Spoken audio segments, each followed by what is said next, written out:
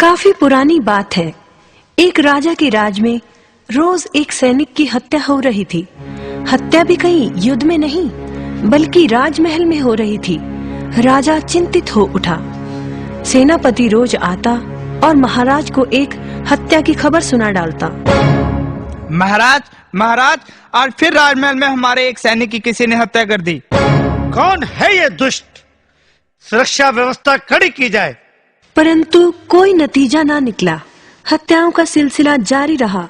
हालात दिन प्रतिदिन खराब हो रहे थे।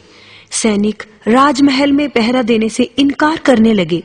सेना में विद्रोह होने का खतरा पैदा हो गया। राजा का इकलौता पुत्र राजकुमार प्रियवर्धन शिक्षा पूरी कर महल में पहुंचा। पिता को उदास देखकर कारण पूछा। वह भी चिंतित हो उठा। उसने हत्याओं का पूरा विवरण इकट्ठा किया। उसे जानकर आश्चर्य हुआ कि हत्या सिर्फ उसी सैनिक की होती थी जो अकेला पहरा दे रहा होता था।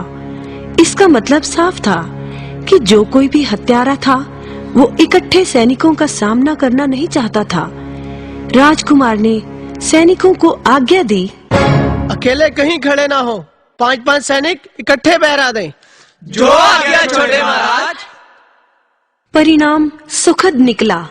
कई दिन बीत गए, किसी सैनिक की हत्या ना हुई। सभी खुश थे। एक दिन राजकुमार ने सेनापति को बुलाया और कहा, सेनापति, लगता है हत्यारा भाग गया है। अब खास सुरक्षा व्यवस्था हटा दें। इसकी अब कोई जरूरत नहीं।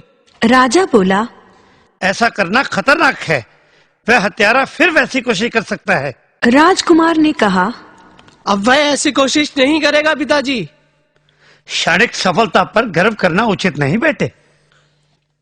अगर आपको यकीन नहीं तो ऐसा करें कि बुर्ज पर सिर्फ एक सैनिक को अकेले पहरा देने को कहें।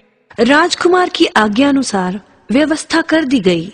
सेनापति सुरक्षा व्यवस्था खुद देखने गए। पिछले बुर्ज पर वहां अकेला खड़ा सैनिक पहरा दे रहा था। सेनापति बोले, क्यों सैनिक, घबराहट तो नहीं हो रही? जी नहीं सेनापति जी। शाबाश।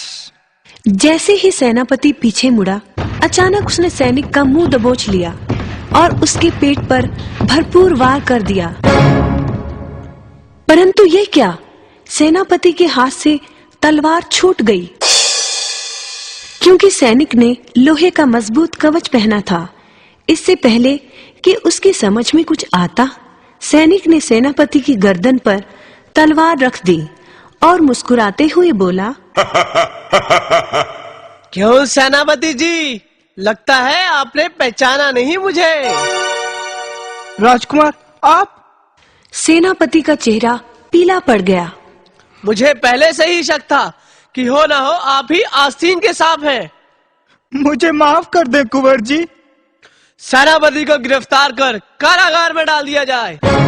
देखा बच्चों, किसी पर भी सोचे समझे बिना विश्वास नहीं करना चाहिए।